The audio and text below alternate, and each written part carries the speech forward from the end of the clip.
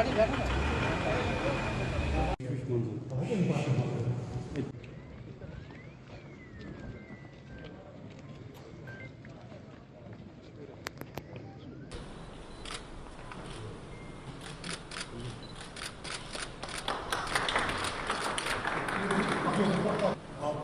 एक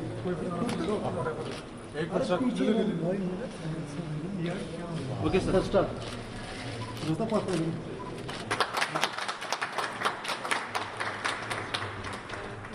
आप चलो बेटा पीछे चलिए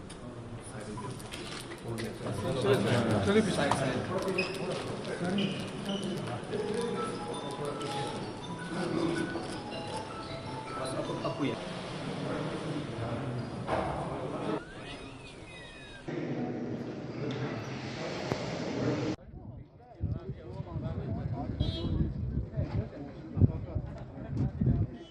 करूं यहाँ तमाम जो डिस्ट्रिक्ट एडमिनिस्ट्रेशन से जोनल एडमिनिस्ट्रेशन से हमारा ये ख्वाब जो था इसको प्रैक्टिकली लाने में जैसे जम्मू एंड कश्मीर और जिनको जदल के बाद देखने को मिल रहा है इसमें मोदी जी की अगुवाई में दिए गए कमर बस्ता हुए नतीजा जनाब वाला आपके सामने है। कश्मीर कॉलेज ऑफ इंजीनियरिंग मैंने हौसला रखा कि तालीम का ये चिराग मैंने ये इंस्टीट्यूशन जला के कश्मीर में देना में होना एक हसीन अतफाक ही तो है। ये जगह मशहूर मौर्य बादशाह बंदोसार और इस कला को पूरा करें जिसकी वजह से यहाँ का तालिबे इल्म सबका जो साहिबान मधु हैं और यहाँ हमारे जितने भी सारे ladies my wife is there she has been a big inspiration. 2020 में जनाब वाला ने कामयाबी के लिए बेकरार आदरणीय महोदय ये बात रोज़ रोशन की तरह यहाँ है कि कश्मीर में जो अमन शांति का माहौल बरसों के खून खराबे और जिनको जदल के बाद देखने को मिल रहा है इसमें मोदी जी की अगुवाई में लिए गए तारीखी इकदाम और जनाब वाला की एडमिनिस्ट्रेटिव कौशलता और अंथक करने के लिए 40% बच्चे महोदय आपकी नोटिस में आना चाहिए ऐसे हैं तो जो सिर्फ डिग्रियां लेकर आते हैं पेमेंट करके आधा टाइम जाते हैं वहां अपनी डिग्री लेते हैं एग्जाम से पहले 2 महीने जाते हैं और डिग्री लेते हैं।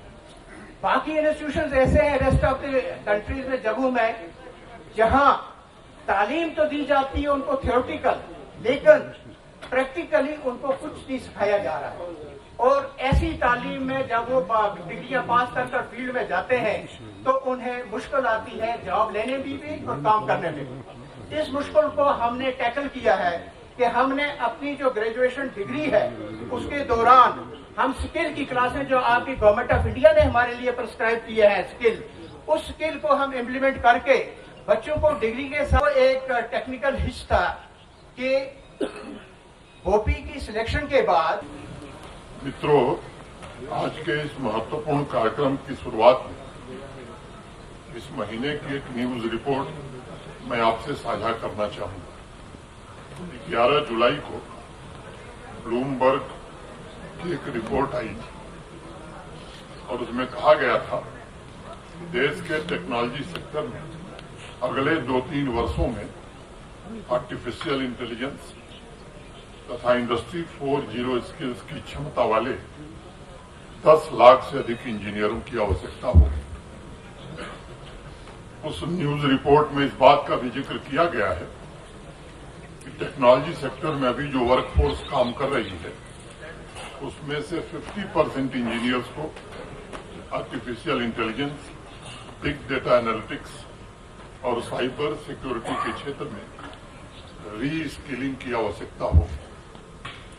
मैं यहाँ उपस्थित सभी फैकल्टी मेंबर्स, स्टूडेंट्स से कहना चाहूंगा कि यह न्यूज रिपोर्ट टेक्नोलॉजी सेक्टर में तेजी से हो रहे बदलाव के साथ साथ इस बात का भी प्रतीक है कि इंजीनियरिंग और टेक्नोलॉजी एजुकेशन में भी अब व्यापक परिवर्तन की आवश्यकता है और इंडस्ट्री की जरूरत के हिसाब से, डिमांड के हिसाब से एकेडमिक कोर्सेज में परिवर्तन, ट्रेनिंग और इनोवेशन कल्चर को प्रमोट करना होगा। आज किसी भी इंजीनियरिंग कॉलेज के सामने सबसे बड़ी चुनौती है तो वह रिलेवेंट कैसे बना रहे, और वो तभी संभव है जब कॉलेज इंडस्ट्री की जरूरतों को पूरा कर सके।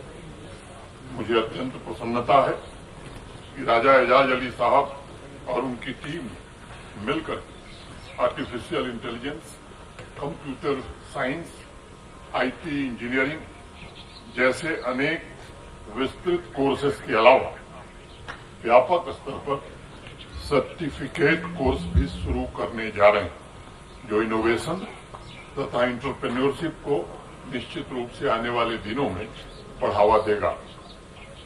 वर्तमान समय में भारत के टेक्नोलॉजिकल सेक्टर का टर्नओवर तकरीबन $250 अरब है और ये हमारी अर्थव्यवस्था में महत्वपूर्ण भूमिका का निर्वहन कर रहा है। लगभग 54 लाख इंजीनियर सीधे तौर पर आज इस सेक्टर से जुड़े हुए हैं, लेकिन आज इस सेक्टर के सामने जो सबसे बड़ी चुनौती है, इंजीनियर्स के मौजूदा स्किल्स और इंडस्ट्री की जरूरत के बीच तालमेल कैसे बैठाया जाए। अभी कुछ दिन पहले एक रिपोर्ट में देख रहा था, TCS Tata consultancy services limited का, ऐसी आईटी कंपनी वर्कफोर्स के स्किल्स और मौजूदा जॉब्स की पोजीशन के लिए आवश्यक स्किल्स के मिसमैच से आज जूझ रही है, संघर्ष कर रही है। इसी वर्ष जून महीने में TCS ने कहा था कि स्किल्स की कमी के कारण वो 80,000 नौकरियों की वैकेंसी को भरने में असमर्थ है, और इसलिए अब उन्होंने आर्टिफिशियल इंटेलिजेंस की ट्रेनिंग वाले इंजीनियर्स की संख्या को 2 गुना करने का प्रयत्न प्रारंभ किया है। इन आंकड़ों के माध्यम से मैं सिर्फ ये बताना चाहता हूं कि आजकल आए दिन सोशल मीडिया पर जिस तरह की बातें होती हैं कि साहब इंजीनियरिंग ग्रेजुएट्स के लिए तो नौकरी है ही नहीं, उनका कैंपस प्लेसमेंट पहले की तुलना में काफी कम हो रहा। मुझे लगता है ये बातें बेबुनियाद हैं।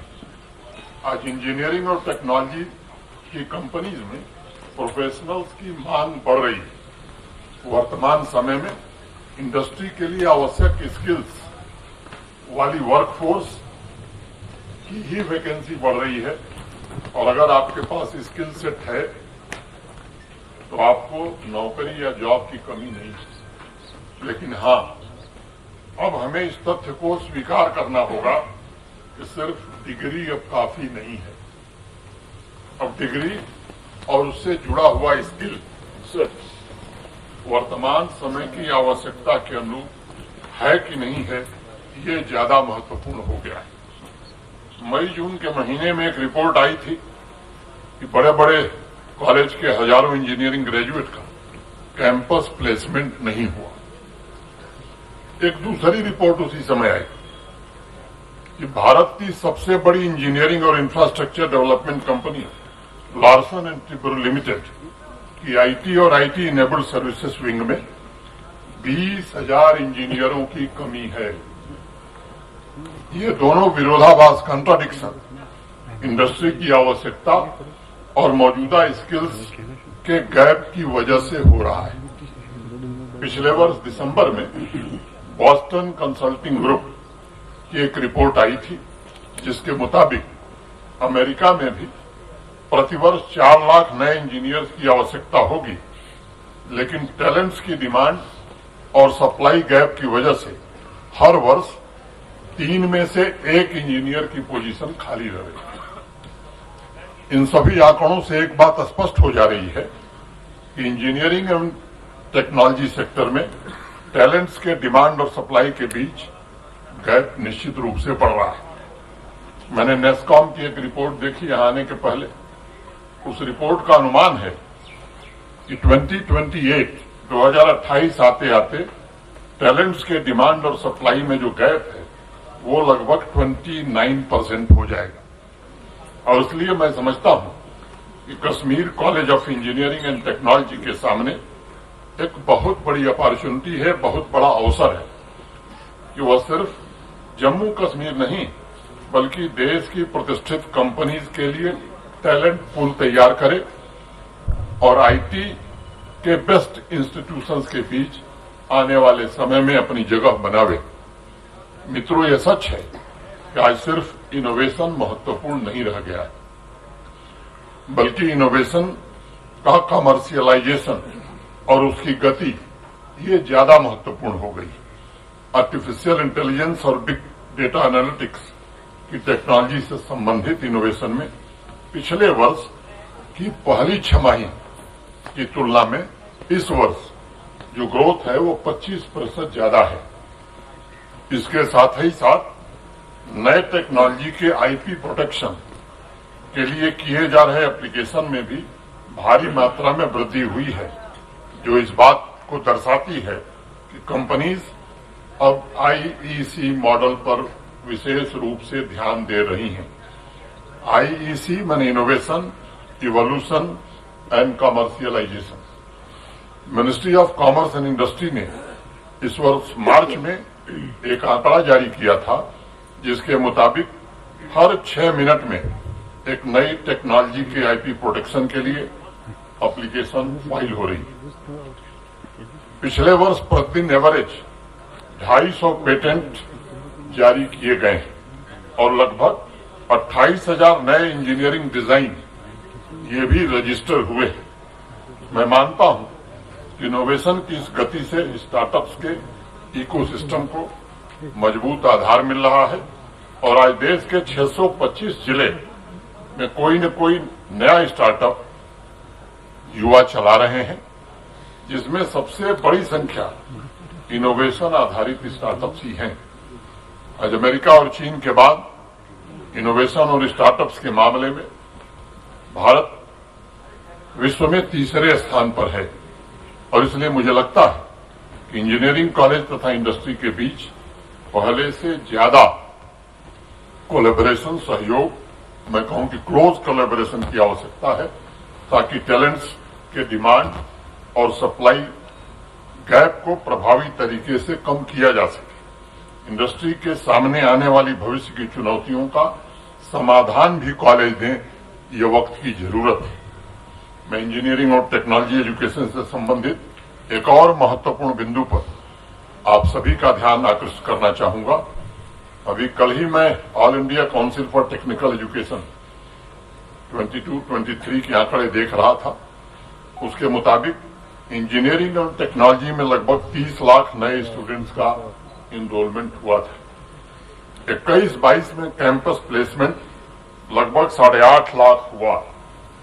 यह आंकड़ा इंडस्ट्री तथा एकेडमिक के बीच डिस्कनेक्ट को भी इंगित करता है और जिस बात की मैं चर्चा भी कर रहा था, मेरा सुझाव होगा, सजेशन होगा कि इस डिस्कनेक्ट को खत्म करने के लिए डेडिकेटेड स्किल कोर्स, एकेडमिया तथा इंडस्ट्री के बीच क्लोज कोलैबोरेशन यही एकमात्र समाधान है।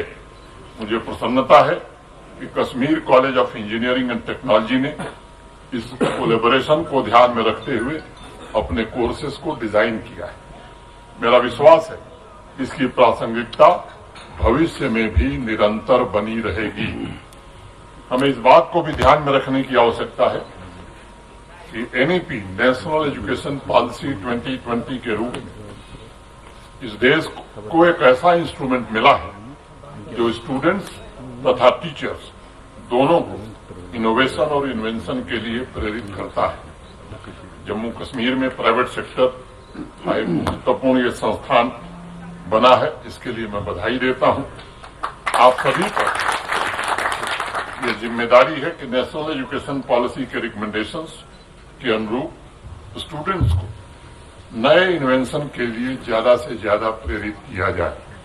आप सब जानते हैं, लंबे समय के इंतजार के पश्चात जम्मू कश्मीर में इंडस्ट्रियलाइजेशन एक क्रांति आई। जो नई इंडस्ट्रियल स्कीम भारत सरकार ने बनाई, उसके कारण ढेर सारे प्रस्ताव जम्मू कश्मीर इंडस्ट्री डिपार्टमेंट को प्राप्त हुए हैं। उसमें से काफी हद तक चीजें जमीन पर अब उतर गई हैं और कोशिश हो रही है। हमारे सेक्रेटरी इंडस्ट्री यहां बैठे हैं, 1 लाख करोड़ रुपए से ज्यादा के इन्वेस्टमेंट के प्रपोजल आज इंडस्ट्री डिपार्टमेंट के पास हैं मोटे तौर पर 20-25 हजार करोड़ के काम आज जमीन पर चल रहे हैं। बाकी जो प्रस्ताव आए हैं उन्हें कैसे हकीकत में बदला जाए, इसकी पुरजोर कोशिश हो रही है। माननीय प्रधानमंत्री जी के नेतृत्व में स्टार्टअप्स, इनोवेटर्स तथा यंग एंटरप्रेन्योर्स के लिए एक बेहतरीन वातावरण तैयार हो रहा है और एंटरप्रेन्योरशिप के इकोसिस्टम को प्रोत्साहन भी मिल रहा है। मुझे विश्वास है इस संस्थान के टैलेंट्स जम्मू कश्मीर में स्टार्टअप्स, इनोवेशन तथा एंटरप्रेन्योरशिप में एक नई क्रांति को जन्म देंगे। मैं एक बार पुनः Kashmir college of engineering and technology की टीम, राजा एजाज साहब और जिन लोगों ने भी इसको मूर्त रूप देने में अपना सहयोग दिया है, उन सबको मैं बहुत बहुत बधाई और हृदय से धन्यवाद देता हूं।